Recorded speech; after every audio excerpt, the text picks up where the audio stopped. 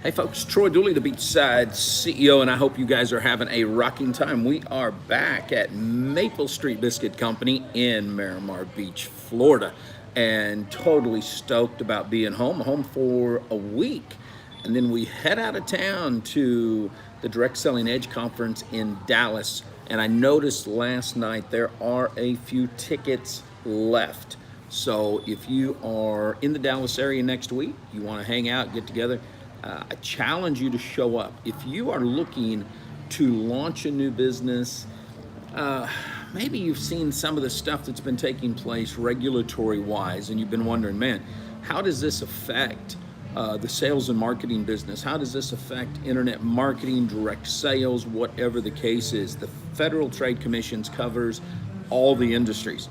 You ought to show up because we're going to be discussing this specific situation, to say the least. It's just going to be a good time. We'll be over at the Hyatt Place there in Dallas. If you go to dsedge.com, you can actually look, get your tickets, see what the agenda is, and even book your room if you are there. So it's a good time. Hey, got back last week from Catalyst. I tell you, Jetty, my 16-year-old, and I went up there and just had a phenomenal time with the crew. 20 years in the making. We've been doing this, and man, what a great 20 years it has been. When I look back, I was 35 years old when I got started with Catalyst. I've watched so many of the staff graduate. Some of them are just coming out of high school, and they went to college. They've gotten married. They've had kids. And yet they still keep coming back to that one true mission that we had, and that is empowering next generation leaders. You know, each culture shifts, each group shifts as we look from generation to generation. And yet through that time period, through all of the cultural shifts, through everything that's been taking place worldwide, through about 9, maybe 10 ownership changes, the mission has never changed. And I just look back at that and I think, man, that's pretty stout, because we don't see that a lot of times. We see culture come and go, we see brands come and go, we see companies come and go. But for a dedicated group to stick it out this long makes you wonder what the next 20 years are going to be like, you know. And I'm so honored to have hung with them and had a blast this last week. Some of the great speakers that were there, what I learned was awesome. But the most enjoyable part, I think, was just being to hang out with Jetty, to watch him grow. Our associate pastor and his wife came up, and they just hung out in this conference for 2.5 days, 2 days maybe total, just blown away. And this was at his decision to do that. So it was great. We are looking forward to next year already, so it's going to be a fun time. Our sponsors, I want to thank once again, Maple Street Biscuit Company. These guys are they are the bomb, I tell you, and they are across the South. They have done wonderful. What I really like about them is that they fully believe in their words. They don't just speak something, they don't just have a mission statement, but truly they walk their walk, from their community leaders that run the restaurants all the way down to the team that put it together. They are fully 100% walking their mission, very, very community conscious.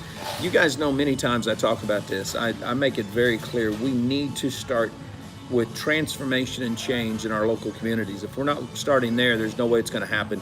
Maple Street Biscuit Company does that. It is phenomenal.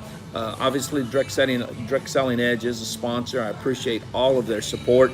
I am a facilitator over there. I'll be speaking next week, so I'm looking forward to that. Also, just as a side note, if you guys let me know, any of you that are in the Dallas area, maybe we can connect. I am not staying on premise. I'm staying at a different hotel, so we'd have some quiet time. If somebody wanted to come by and chit chat, we'll make that happen. But I want to talk today about building culture through trust. You guys have heard me lately talking about the fact that we live in a post-trust era. It's a time where when you look at the media and you look at some of the rhetoric that we see going across social media, going across the internet, it all comes down to one thing. People look at different situations, and because of the broken trust that we have seen with companies, with individuals, with politicians, It doesn't matter what. This has caused us to live in this post-trust era. It's where we just assume everyone is guilty. We assume that the facts are going to weigh themselves out. And we've really gotten away from what I think makes great brands, makes great companies, makes great products, if you will, because we all have that cynicism that comes through.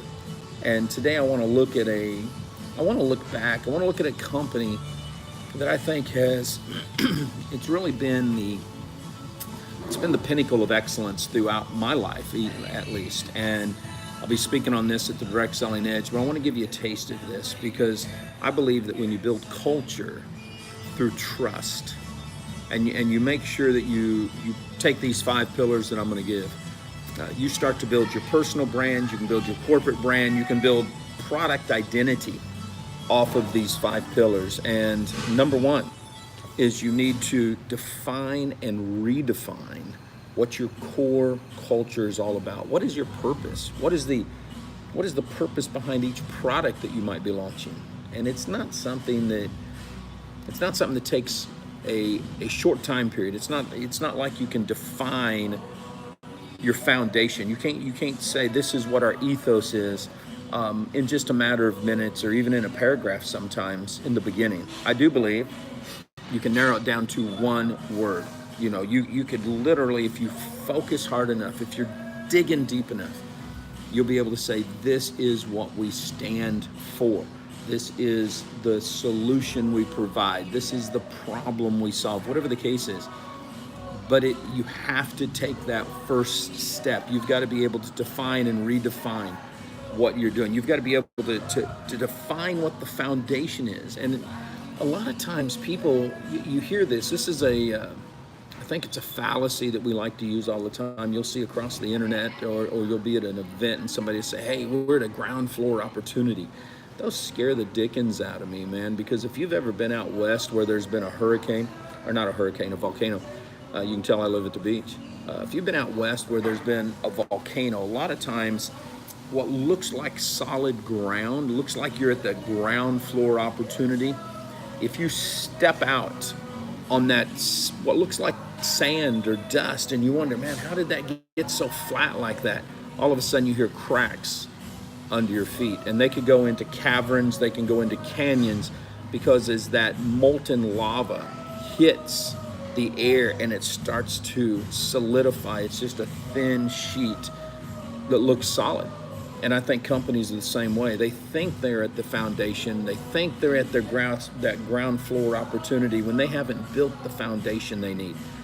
I use this a lot, and it goes back to 2011. When you look at what it took for them to dig out the rubble, to dig down to bedrock, to rebuild what we call the Freedom Tower today, it was 7, 8 floors underground for them to put those pillars in to build the foundation just to raise it up to street level. You guys need to focus on that. You've got to be able to define your foundation. The other thing that you've got to be able to do when you're defining and redefining is you constantly have to stay relevant to the day and times. A lot of times we'll see logos change, we see colors change, we see different things just tweak on brands, and people think, oh, okay, that's just the way it is.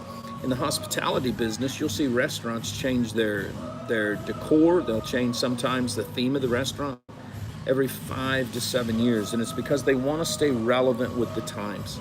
If you're building out a brand, if you look at different brands that are out there today, Starbucks is a prime example.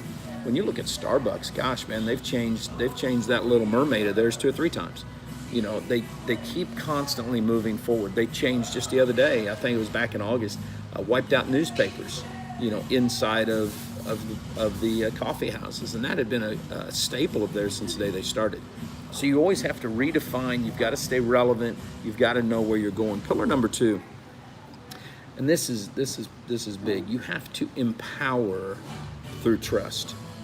And that's something most companies do not do whatsoever. They hire their employees. They focus forward on This is the policies, this is the procedures, this is the way we do it. Nothing's built on trust. And if you're launching a company on Main Street, what I would suggest, this is how I would suggest you do this. Stop hiring people, start selecting people. I'm going to go back to Maple Street. I've watched as they've gone through 2 community leaders since they've launched the business. Both of them were selected for the strengths that they had that they could bring in. I believe if you're building anything from an independent sales organization to a business, you need to select the people. I know when I got started in sales, one of the things they used to tell me was to just, go out there and recruit everybody, see who sticks, see who falls away, work with those that stick. I don't know. I don't think that's a good philosophy in the 21st century. I think today we need to select the people that we want to be around. It doesn't mean we don't offer maybe an opportunity for people. It doesn't mean that we don't look at everybody and talk with everybody. But you want to select the people that are not going to please you, not going to benefit you, but are going to take care of that end user. You need to make sure that you remember your customers, your clients. They're the ones that you're serving, along with your employees or along with your sales team. But at the end of the day, if you want to really make this stick, then you're going to have to empower through trust. And the only way to do that is to select the right people and then give them the freedom to act. One of the things that I always love about Ritz-Carlton is the Ritz-Carlton gives their waiters and waitresses the freedom, if you will, to give back to the customer up to $200.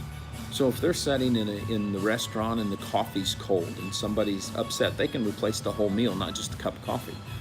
If somebody's griping because of something that happened in a room, they can give them up to $200.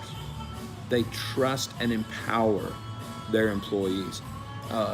JetBlue, same exact way they do that. Home Depot gives all of their floor associates the ability to write off 10% straight across the board.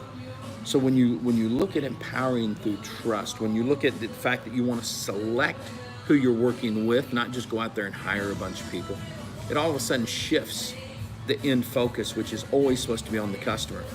A lot of times we talk about, big box stores, or we talk about the fast food restaurants and how the quality of service isn't there. Part of that is probably due to the age in which most of the employees are there. But a lot of it has to do is they've gotten away from entrusting their associates, entrusting those employees to really do what's right. Now, maybe in fast food, we've gotten to kiosks where it doesn't matter, but I mean, that's part of it. Everything we do, if we're building this brand, everything that we do that's going to build your personal brand or your team is always going to be on trust. Trust is the main bedrock of anything that you do. And the fact that we live in a post-trust era, it makes it tougher to build that trust. But once you've built the trust, if you do everything in your power never to break it, you're going to find that you've got some loyal customers, period. Harley Davidson is one. When you look at that brand, man, their stock can go up and down. They can make mistakes, but the culture of trust that they have built, from 1% bikers to CEOs of Fortune 100 companies, is stout, and we just constantly see it being built and built and built. Pillar number 3. Man, this is a tough one. Every time we go in and we redesign and look at websites, I see this all the time. It's not about you. It's not about your brand. It's not about your history. It's not about the rhetoric that you spew. It's about the customer, 100%. You're not supposed to be the hero in the story. The customer's supposed to be the hero in the story. I'll go back to Maple Street. Maple Street does this in a big way.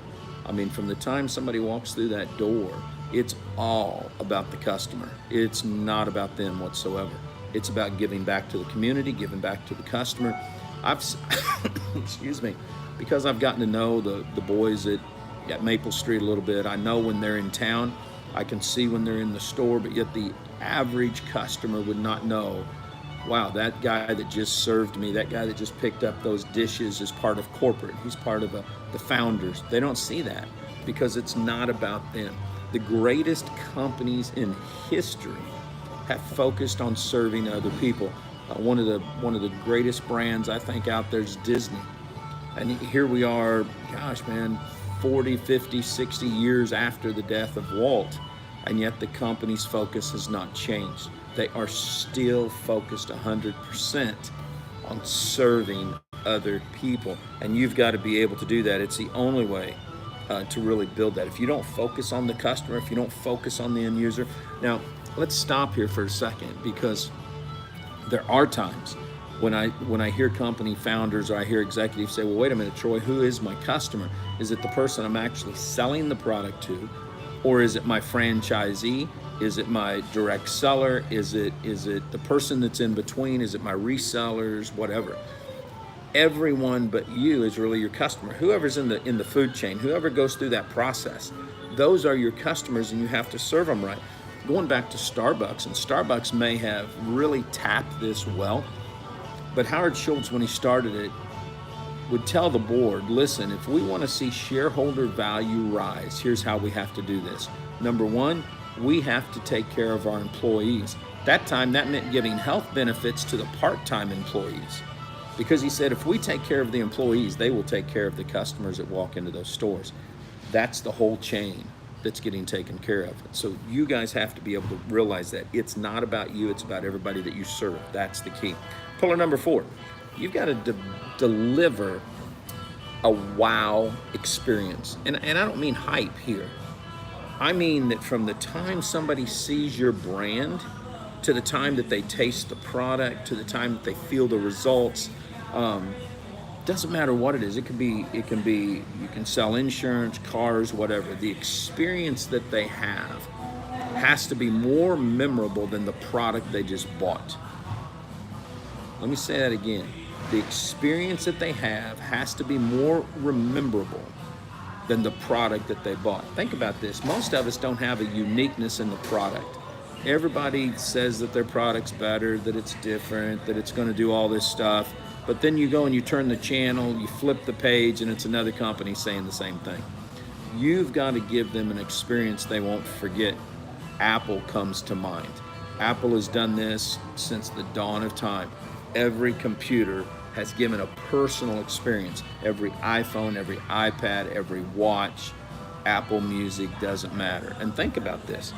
There's no other company quite like Apple. Now, Samsung's coming on and the Android and all that, but when you go back and you think about it, every bit of the customer experience, from the time that product gets in your hand, and it's in this box, this beautiful white box, even the Apple Card itself is a different experience than your typical credit card.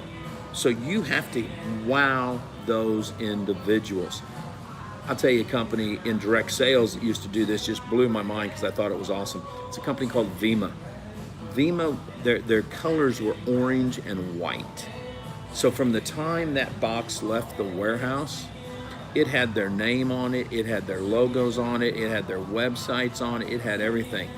I believe that Vima could have been the catalyst for how we see today's subscription models out there. When you get a Chewy's box, when you get one of the fresh food boxes, when you get a gentleman's box, when you get your lingerie, all of the outside wow experiences there before you ever open it up and see what's inside. And that's what you've got to be able to do, because if you don't, it doesn't work. And you've got to be able to turn that wow into actions. This is one of the things I used to enjoy when the UPS guy would bring me the Vima box. Now, I was just a customer. I was really just a friend of BK, so he'd send me product when I'd ask for it. But it never failed that the UPS guy would say, hey, can you tell me what this company does? I mean, their boxes, what is it about them? That's a wow experience. He wanted to know. I could turn that into action. I could talk to him about this. Another great company that did this was Life Shots. My mom was on Life Shots the whole time that they were in business and loved the product. But from the time I got the box to the time she'd used the product, it was a wow experience, and she constantly wanted more. The product worked for her. The boxes worked for her. It was a moment there. Their story was on their labels. This is what you have to do. This is how you build that brand that you're looking for. And pillar number 5, I think this is big. You've got to leave a lasting footprint. If you're building that brand, if you're building your mission, whatever it is, personal or business, doesn't matter. You have to leave something. And the only way you can do that is to have surrounded yourself with quality people. And then you have to take the time yourself to aspire. You have to aspire to be better. You have to take action and help them achieve that. You've got to constantly be growing your team, constantly be teaching the team. And the only way that they can grow, the only way you're going to continually build new leaders in your organization, the only way you're going to be able to build people who are going to care about the end user, they're going to realize it's not about them, it's about the end user. The only way is for you to continue growing yourself. Think about this. For 20 years, I have blocked out the first week of October to go to Atlanta to both grow personally and to help others grow. You take a staff of 5 or 6 people, you take their assistants, the A team is what we call ourselves. There's about 7 or 8 of us. And then the staff facilitates the speakers. We facilitate over about 300 volunteers, and we're able to serve between 5,000 and 15,000 leaders that come to a conference to say we want to grow personally. That there's the key. You have to grow. You have to grow your team. They're going to pass that on to the end user, to your customer, to your client, whatever you guys call them. That's the key. Now, we go into this a lot deeper. We've got some great stuff going on, just tied in to some great folks over at Amazon.